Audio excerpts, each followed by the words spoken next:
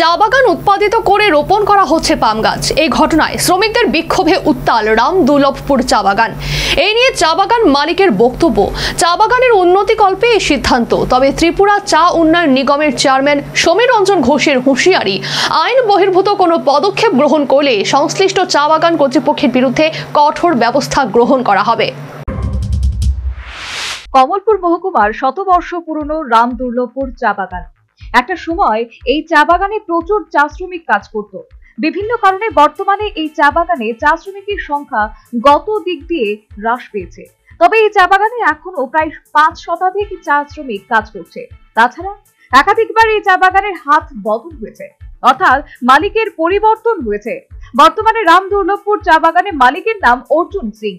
তিনি উত্তরপ্রদেশের স্থায়ী বাসিন্দা। গত সপ্তাহে রামদুর্লভপুর চা বাগান চত্বরে চা শ্রমিকরা জমায়েত হয়ে বিক্ষোভ প্রদর্শন করে। তাদের বিক্ষোভের মূল কারণ ছিল শতবর্ষ প্রাচীন চা বাগান ধ্বংস করে বাগান মালিক পাম গাছ চাষ শুরু করেছেন। তাছাড়া দুর্লভপুর চা বাগান শ্রমিকদের অভিযোগ, বর্তমানে বাগান কর্তৃপক্ষ তাদের প্রভিডেন্ট ফান্ড, গ্র্যাচুইটি, পুজোর বোনাস সহ বিভিন্ন সুযোগ সুবিধা বন্ধ করে দিয়েছে। ফলে তাদের নুন আনতে পাম্প করে অবস্থা। শুধু তাই নয়, বাগান মালিক চা বাগান চত্বরে মুরগি ও শুকরের ফার্ম করে ব্যবসা শুরু করেছেন। এ বিষয়ে চা বাগান মালিক অর্জুন সিং এর বক্তব্য, বাগানের উন্নতিকল্পে পাম গাছ চাষ সহ বিভিন্ন সিদ্ধান্ত গ্রহণ করা হয়েছে। बागान लॉस में चल रहा है। लॉस को कवर करने के लिए कि कुछ अभी तो सेड ट्री से कुछ आता नहीं है। सेड ट्री से सिर्फ चाय के पौधों को छाया मिलती है, और ये क्या है कि फल भी देगा और छाया भी देगा। तो एक काम से हम लोगों का एक काम से दो बेनिफिट मिलेगा एक पेड़ लगाने से। गवर्नमेंट का रूल ये भी है, इंस्ट्रक्शन भी है कि अधिक से अधिक चाय के पाम ऑयल लगाया जाए, जिससे मजदूर का बेनिफिट होगा, तो मजदूरों को भी फायदा होगा, रोजगार मिलेगा। ऐसा रोजगार मिलेगा। ऐसा थोड़ा नहीं कि हम लोग चाय का पौधा काट के और पाम ऑयल लगा दें, ऐसा कुछ नहीं है। एक पौधा हम लोग चाय बागान का नहीं काटते हैं और न कटेगा।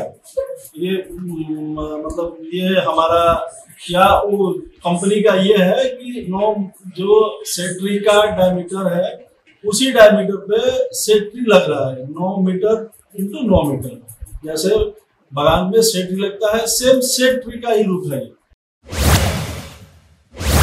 এই বিষয়ে ত্রিপুরা চা উন্নয়ন নিগমের চেয়ারম্যান সমীর ঘোষ স্পষ্টতই জানিয়েছেন, চা বাগানে চা ছাড়া অন্য কোনো চাষাবাদ আইনত দণ্ডনীয়। দেখেন, ত্রিপুরাতে আমাদের যে বর্তমান যে আইন আছে, এই আইনে চা গাছ ছাড়া অন্য কিছু লাগানোর প্রভিশন নাই।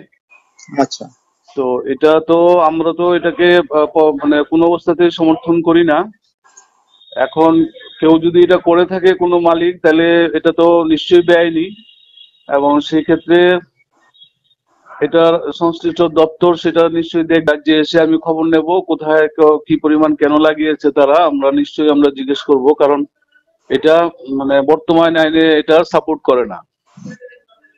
খালি জায়গায় হোক বা গাছ উঠিয়ে তো প্রশ্ন ওঠে না, খালি জায়গাতেও লাগানো কোনো ব্যবস্থা বর্তমান আইনে নেই। দুর্লভপুর চা বাগান শ্রমিকদের অভিযোগ, বর্তমানে বাগান কর্তৃপক্ষ তাদের প্রভিডেন্ট ফান্ড, গ্র্যাচুইটি, পুজোর বোনাস সহ বিভিন্ন সুযোগ সুবিধা বন্ধ করে দিয়েছে। ফলে তাদের নুন আনতে পান্তা করে অবস্থা।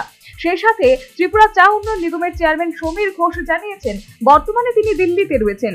রাজ্যে এসে তিনি এই বিষয়ে খোঁজ খবর নেবেন এবং আইনগত ব্যবস্থা গ্রহণ করবেন। Bureau report, news vanguard.